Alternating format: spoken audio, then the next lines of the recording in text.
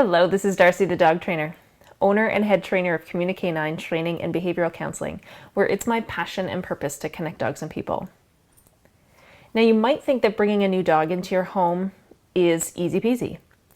You just bring it home, the other dog or dogs that live in the house meet it, say hi, get along, and everything's tickety-boo. But I'm here to tell you that it doesn't always work that way. And sometimes when you bring a new dog home, you can be unpleasantly surprised by the fact that the dogs don't get along at all. So I want to share with you a couple of simple tips on how to make that transition as smooth as possible to ensure that the long-term relationship your dogs have is successful. Now, I've brought a lot of dogs into my house, so different foster dogs. Obviously, I have my own dogs, and over the years, I've sort of mastered my own strategy or my own technique for bringing these dogs home so that it doesn't upset the existing dogs too dramatically. Now, the very first thing that I do is I like to sometimes take the dogs for a walk, or at least take them out into the yard together first. So I don't just bring the new dog into the house and then have the other dogs just meet and greet it, boom, just like that. So when I bring the new dog home, I take them out for a walk and just get them moving together, if that's possible. Sometimes it's not always. And the next thing that I do is make sure that that dog has expressed its contents of his bladder and its colon. So I want to make sure that the dog's gone to the bathroom before I bring him in the house, especially the boys, but often the girls too like to mark territory. So I make sure all that's done before they come in the house. Now, often I'll actually crate all my dogs so that the new dog can just come in and explore the house without being bombarded by a bunch of new dogs right off the bat. So my dogs will be away, the new dog can come in, because obviously that dog will be a little nervous or apprehensive or nervous excitement even.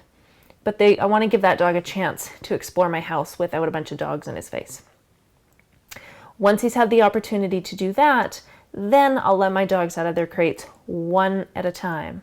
So I'll let one dog out and then give those dogs a chance to spend some time together. Maybe half an hour, maybe even longer. But I want to make sure that those dogs are comfortable with one another before I let another dog out of the kennel. So once I know that all the meet and greets have gone okay, there's still things that I'm going to do on a day-to-day basis to make sure I minimize any areas where there can be any kind of disagreements. For instance, around food or any kind of resources. So I know that around food, a lot of dogs have resource guarding or will show aggression because, especially when they're in a new environment, they're going to be nervous and they're going to be protective of their resources, not knowing whether a dog's going to come up and try and take it or whatever. So I'd make sure to feed all dogs separately in separate spaces. So they have at least, in my house, they have at least 10 feet or more in between them if possible. And new dogs, I'll often feed them in their crates. And that's a great way to introduce them to their crate anyways, if they aren't crate trained yet, is they eat their meals in their crates. That way they're separated from the existing dogs. There's no chance that anybody's going to have a squabble over food. Same thing if I give anybody bones to chew on or any kind of a valuable treat, I'll make sure that they're in separate spaces for the first, sometimes several months before I let them kind of just work out their own details. And I'm going to tell you this, a lot of people like to say, just let the dogs work it out for themselves.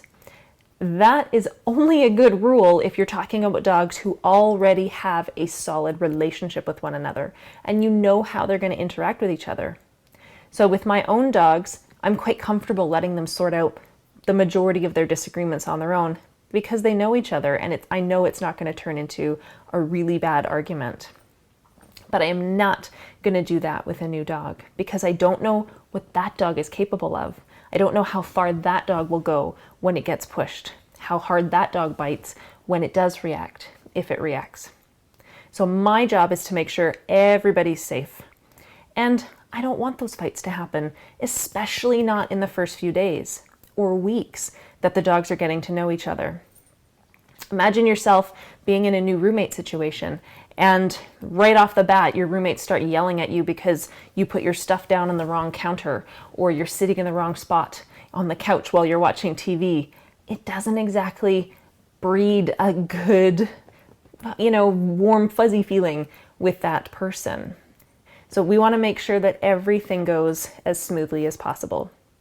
I will also often separate them at sleeping times for the first little while at night. So again, I'm a big advocate of crate training new dogs so that I can make sure that they aren't going to the bathroom in the house inappropriately, they aren't chewing on things inappropriately, and they're certainly not getting into trouble with my other dogs when I'm not supervising them.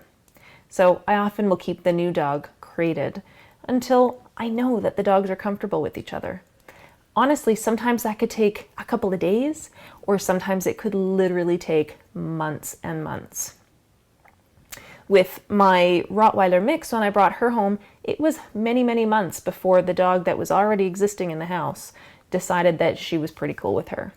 Up until then, there were tense moments here and there when the Rottweiler pushed the boundaries in a way that the other dog didn't appreciate. So those are some of my best tips for getting your dogs integrated into a household together and to make sure that the relationship goes smoothly right off the bat. So if you're bringing a new dog home, congratulations on your new addition, and take your time getting the dogs comfortable with each other. Because even though dogs will often play with each other in the first 5 minutes that they come into a house together, that doesn't mean that there's still some things that they need to work out with each other, or still some underlying tension when it comes to things like resources, like I mentioned earlier. So err on the side of caution, because it's a lot easier to create a good relationship than it is to undo a bad one that started off badly. So good luck introducing your dog to your new home. Have a wonderful time getting to know your new family member, and I'll see you next week.